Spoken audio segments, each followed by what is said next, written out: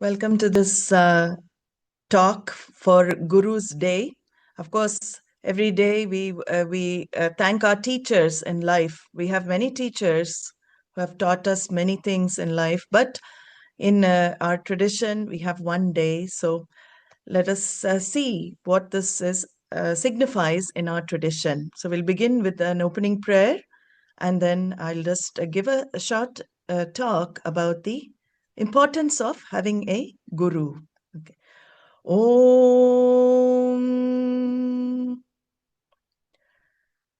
Gurur Brahma Gurur Vishnu Gurur Devo Maheshwaraha Guru Sakshat Param Brahma Tasmai Shri Gurave Namaha Dayakaram Dayakaram Dantan Dharma Pravartakam Pranamami Dayanandam Madacharya-varam Param Om Gam Ganapataye Namaha Om Gam Ganapataye Namaha Om Gam Ganapataye Namaha Ajnanatimirandasya Jnananjanashalakaya Chakshurunmilitam Yena Tasmai Shri Gurave Namaha. So we have a day in our tradition to honor and celebrate our gurus, we can say in plural, because it is a lineage we are celebrating. Traditionally, in the tradition of Advaita Vedānta, the knowledge is communicated through an institution. It is a parampara, a lineage of teachers. So actually, Gurupūrṇimā is in celebration, in gratitude of that lineage. And Gurupūrṇimā traditionally is also known as Vyasa Purnima. So many of you may have heard of this very special acharya, teacher, called Veda Vyasa, because he has compiled many, many texts in the Sanatana Dharma tradition. And he himself was a wealth of knowledge. So Gurupūrṇimā actually is called Vyasa Purnima, and that is where we give importance to the knowledge that we have received from our teachers. We're also grateful to another person in the lineage who is of course, very well known, Sri Adi Shankaracharya, especially in the Advaita Vedanta tradition. He was also considered an avatara or incarnation, part incarnation of Lord Shiva.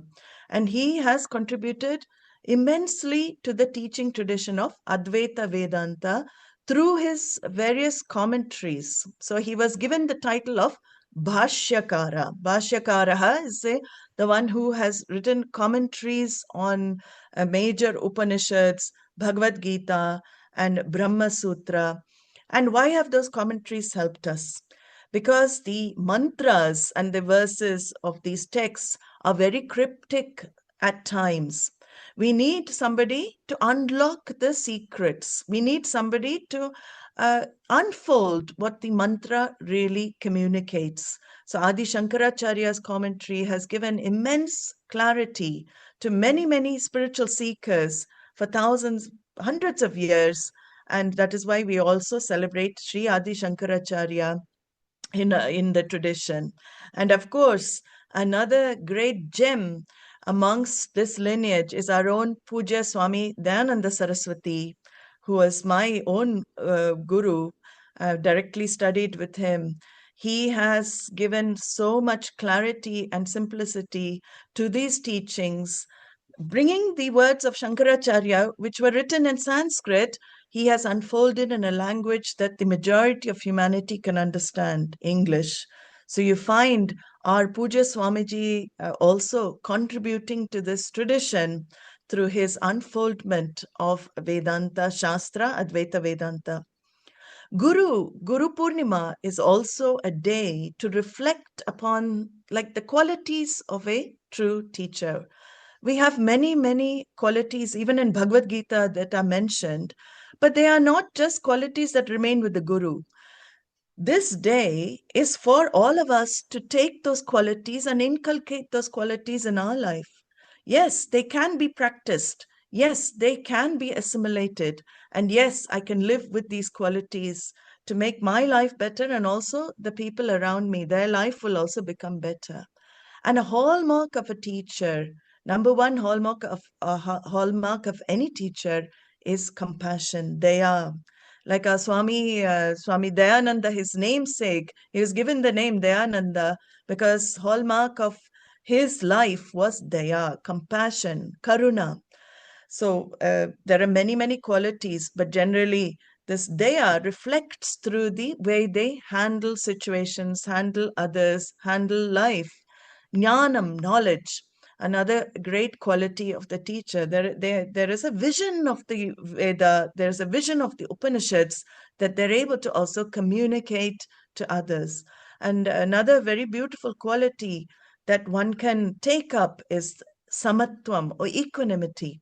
Equanimity is told throughout the Bhagavad Gita that development of the samatvam buddhi is the result of karma yoga lifestyle.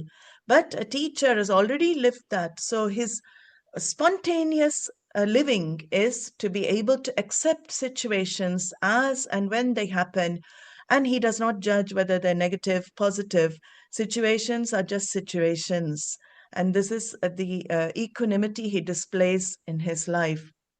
So, in the Upanishads itself, we see many mantras that talk about the importance of approaching a teacher and approaching with a certain attitude.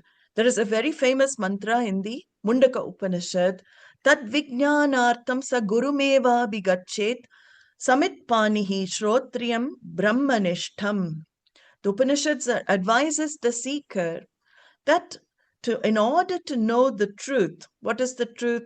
The truth of oneness, the truth of yourself as consciousness, Atma, the truth of all others as consciousness, and the truth of the whole Jagat, universe, as the one consciousness. Tat Vijnanartham, for the sake of knowing and recognizing that truth, which finally liberates from all suffering and sorrow. The suffering and sorrow only comes when there is a perception of other than me, something different to me, something else. That is when we suffer a lot in life with these inner conflicts. So here we want to be free from the suffering. So the Upanishad advises, in order to know that truth of oneness, approach a guru. But it also tells us how to approach Samit Panihi, which in those days, it is carrying the sacrificial firewood to the guru, who then uses the firewood for the fire. But it is a symbol of humility, it is a symbol of service, it is a symbol of offering one's ego, ahankara, that pride, that arrogance, that I have done everything, I am everything. You offer it to the teacher, so the teacher can show you your true reality, not based on this false egoic individuality that we take ourselves to be. So, Samit Panihi, beautiful quality, and Shrotriyam, this guru is a person who has the vision of the Shastra. Shrotriyam means actually has a relative scholarship of the texts and knows what they're communicating and knows how to communicate in order for the student to understand. That's also an art. Communication is one thing, but communicating to others so that they understand in their lives, that is also a great thing to find in a teacher. And Brahmanishtam, here, Brahmanishtam means he is established in Brahman. See, nobody can check whether somebody is established in Brahman. Nobody can go Jnani. I've often said this. We cannot go Jnani spotting, like bird spotting, Oh, this one's a Jnani. This one is not a Jnani.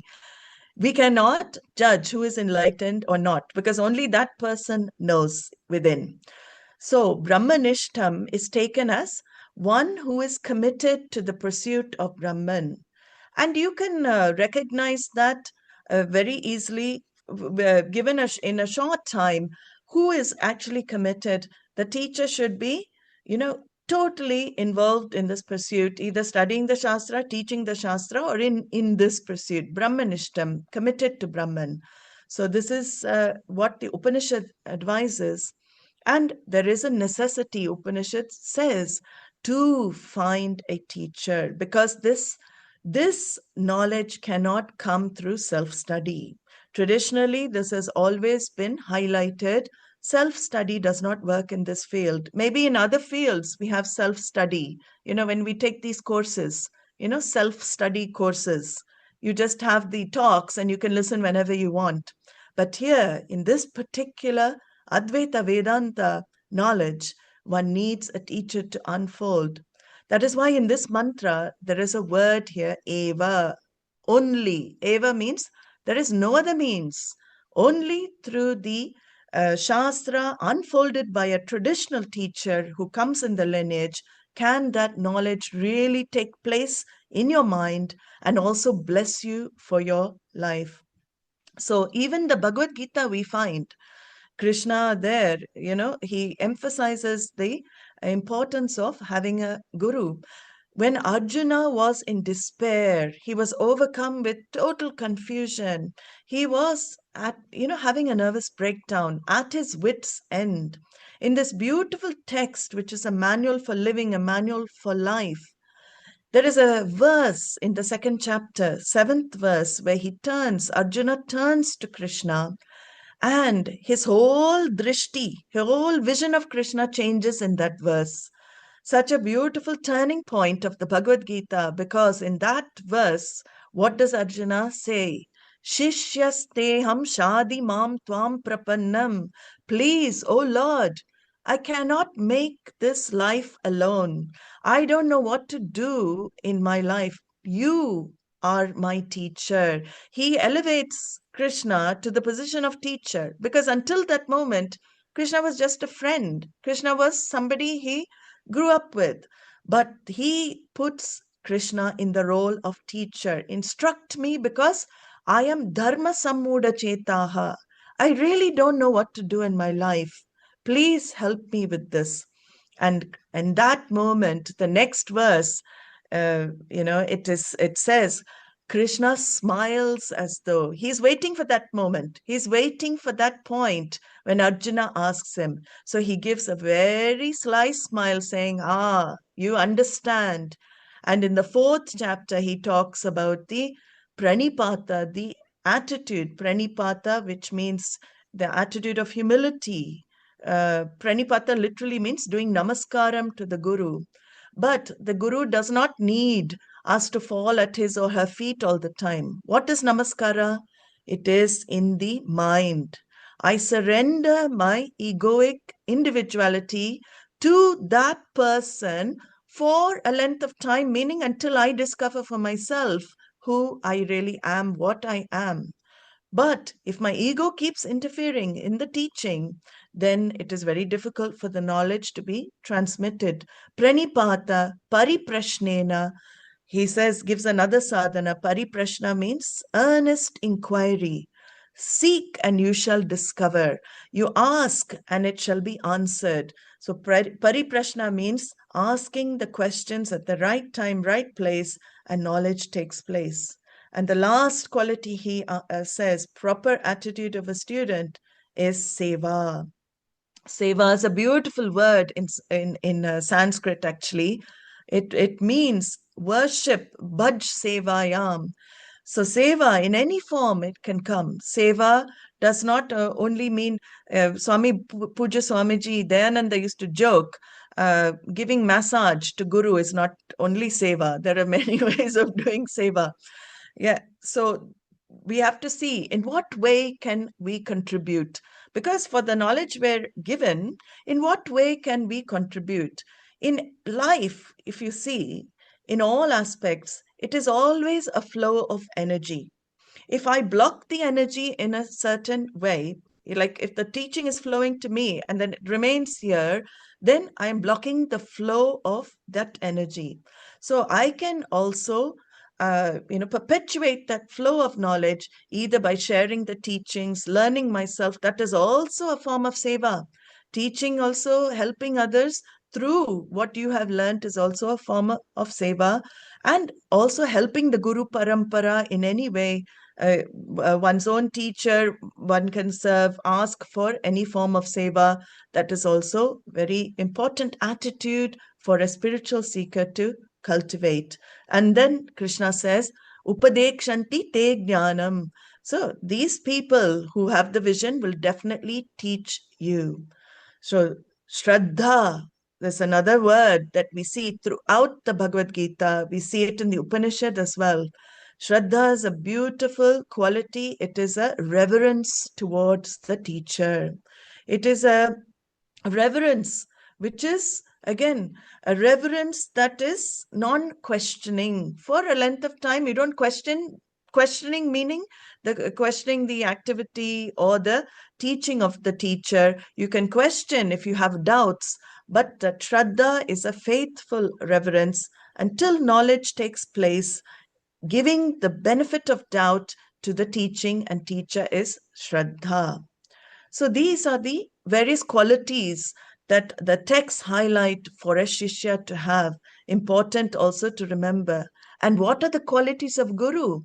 It should be the other way also. The Shishya should also see, is this person going to be my teacher? What are the qualities of the Guru that is talked about? So there's a beautiful verse in Viveka Chudamani, Shanto Mahanto Nivasanti Santaha Vasantavalokahitam Charantaha Tirna Swayam Bhima Bhavadvam Janan Ahetunanyana Pitarayantaha Tirna Swayam Bhima Bhavarnavam Janan Ahetunanyana Pitarayantaha.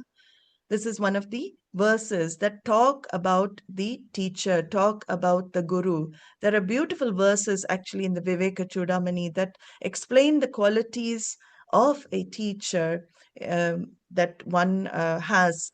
So one is Shantaha. Shantaha is a teacher is composed. A teacher doesn't get perturbed as easily as others. Doesn't mean teacher doesn't show any emotion. Okay, that's another thing. Oh, we have to find a teacher who's like an emotional rock, who doesn't show any emotion. No, Shantaha means a composed person who doesn't get too agitated or accept situations as they are. And Mahantaha, very beautiful word here, one who is giving, always magnanimous, giving, giving, giving, not seeking anything in return. These are the type of teachers which exhibit the vision of Vedanta. So Mahantaha, very beautiful. Santaha, saintly comes from Santaha. Santaha means saintly qualities. We have seen this compassion for the others, the ability to sacrifice if things are not there that are needed.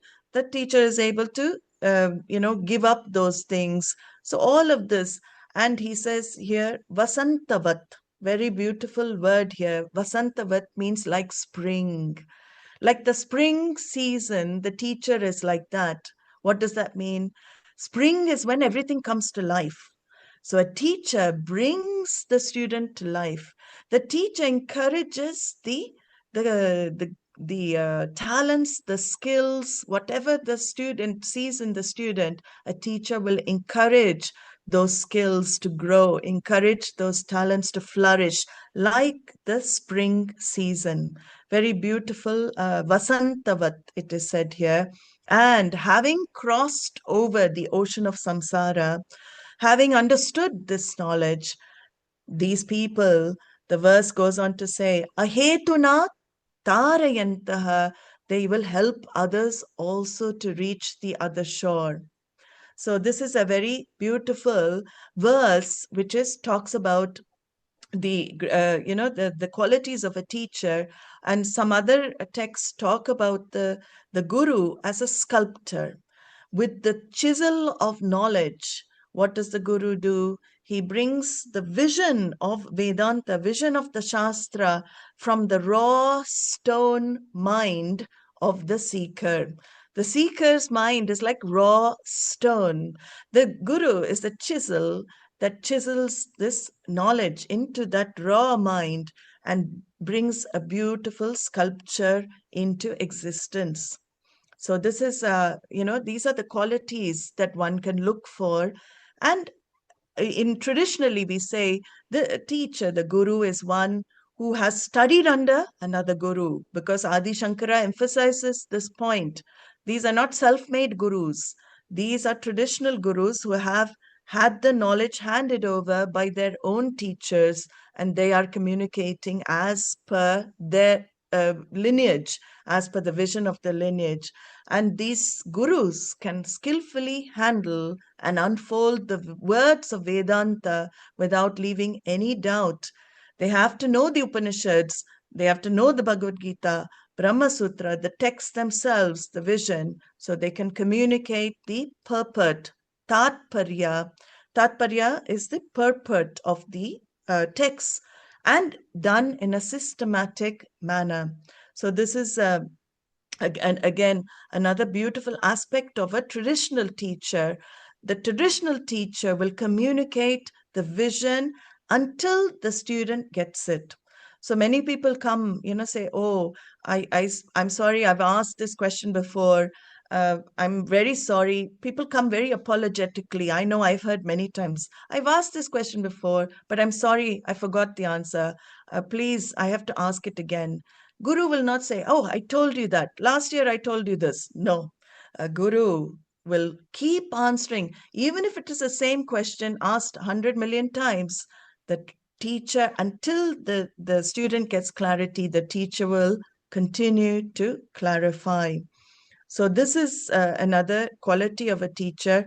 Teacher also makes sure, another aspect of a teacher is that if one is not qualified for this teaching to get assimilated, because we have seen in the text there are so many qualifications of the seeker that are given.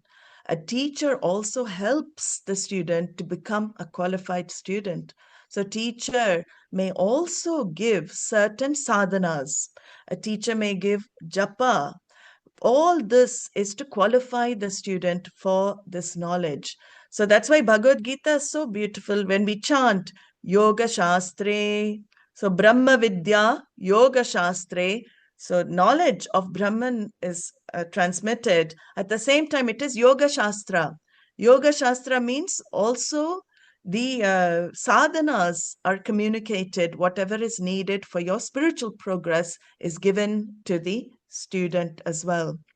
So this is a again very beautiful quality of having a teacher in one's life.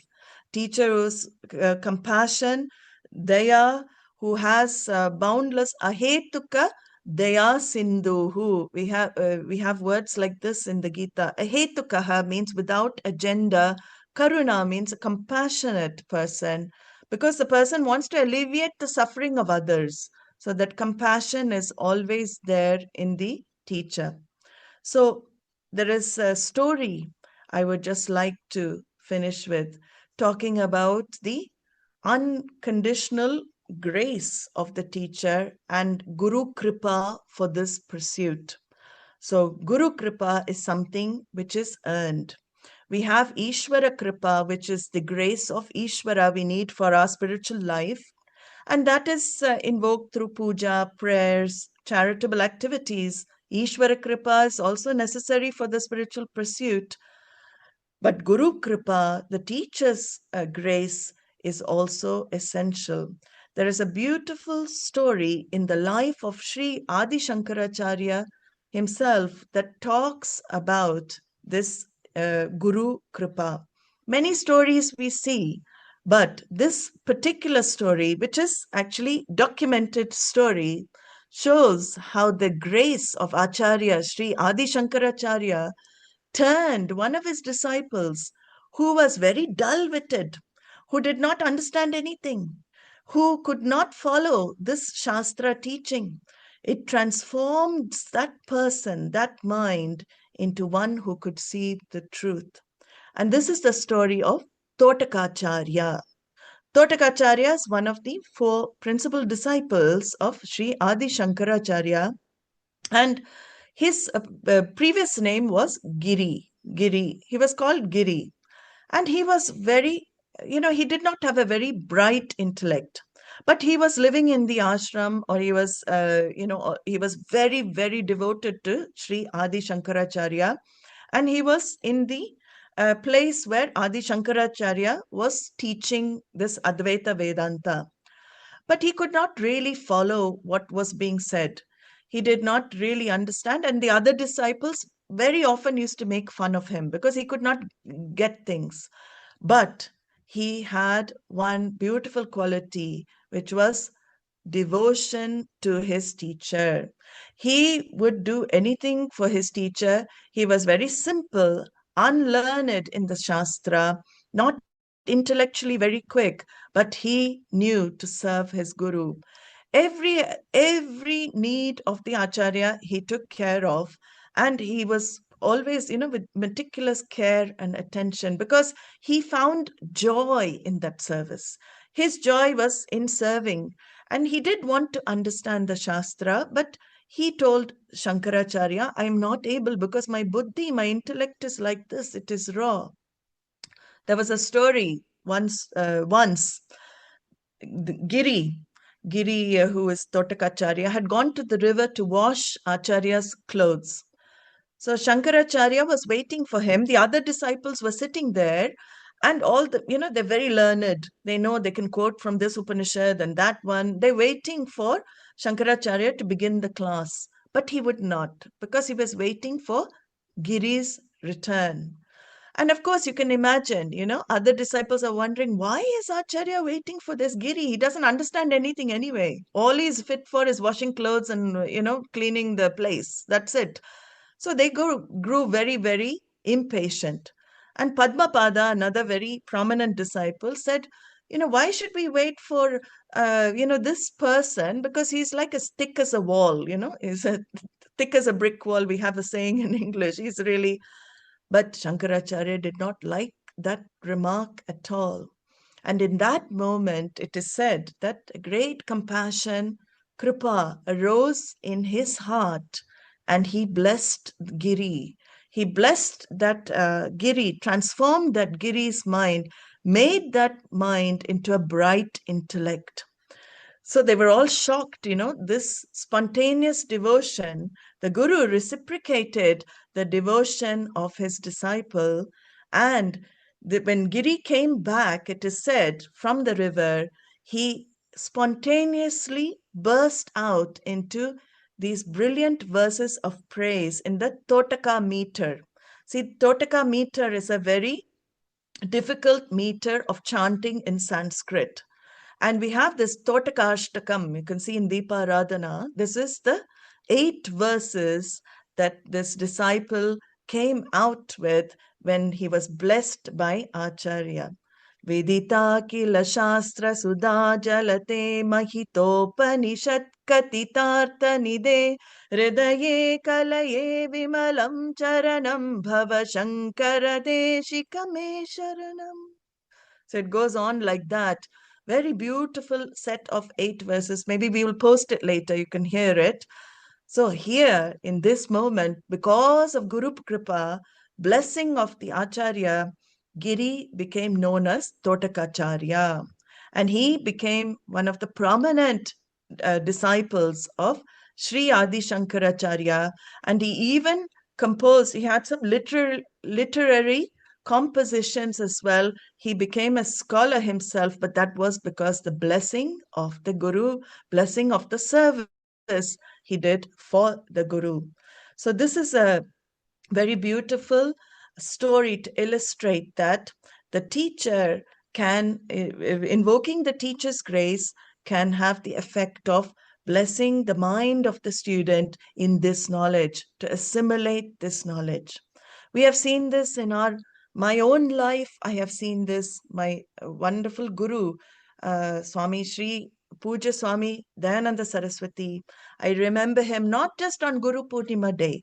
I remember him every day for the knowledge he has given, not just for me, but for many, many seekers around the world.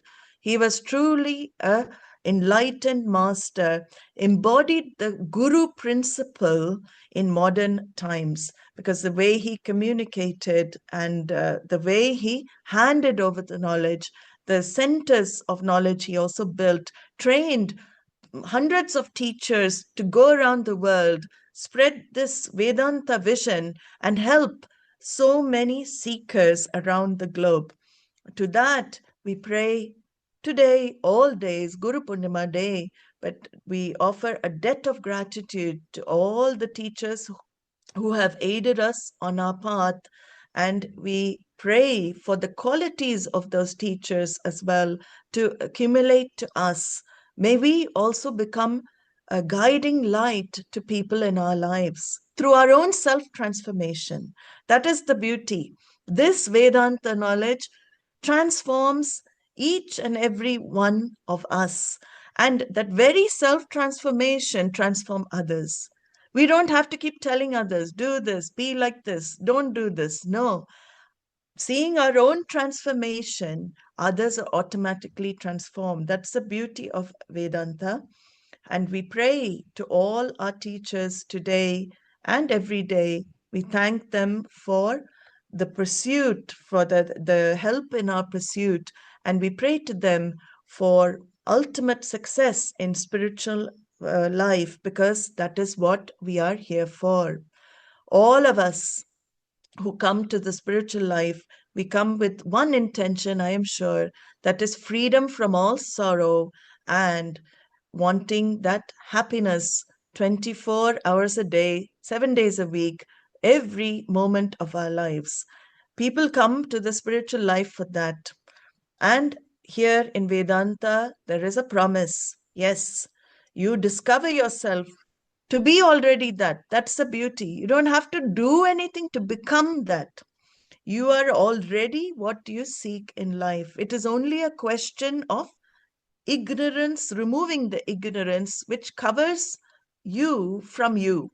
So the distance between you and yourself is only ignorance. And once you discover that true self, that real nature that you are, which is pure, limitless Ananda consciousness, then there is nothing to fear. There is nothing to be, nothing to suffer from. One recognizes oneself to be whole and complete as one is. So the Guru is a tool in your spiritual pursuit to unfold this knowledge which can ultimately free you. So we thank all our teachers, and we pray to Ishvara also to bless us if we don't have a teacher, to bless us with a teacher with all the qualities that we have discussed now, and also to bless our minds with all the qualities that are required to imbibe the teaching. So grace becomes a very important thing to accumulate in this pursuit. And grace is not going to fall into our laps. Grace is earned. Grace is earned through prayer and worship is one side. In any language, Ishvara does not understand only Sanskrit, okay? You can pray in any language, French, German, Spanish, Brazilian. I mean, the indigenous in Brazil are praying in, there are a lot of their sounds sound like vowel sounds, E, A, U, the way they sing, but they are worshipping the Great Spirit. For them, it's Ishvara. So Ishvara responds to any prayer, and reaching out, helping others, purta karma, doing charitable activities, another way of earning grace. So I pray today that we all invoke the grace of Ishvara, the grace of Guru, and the grace of the Shastra that is also required for the words to come alive in our lives, and also Atma Kripa, the grace of my own self, that finally blesses the mind and removes all ignorance. So I see myself clearly. So with that, I conclude this talk on Gurupūrṇimā, and I hope to see you all for the next course I'm planning to start. I have a few more retreats this year I have to complete, but I'm planning to start Mundaka Upanishad, where I quoted from Tadvijnanartam Sagurumeva Vigachet. Very beautiful Upanishad. And we will share the information about that to the groups. And you're all welcome to join for that course of Mundaka Upanishad online. Hari Om, Namaste.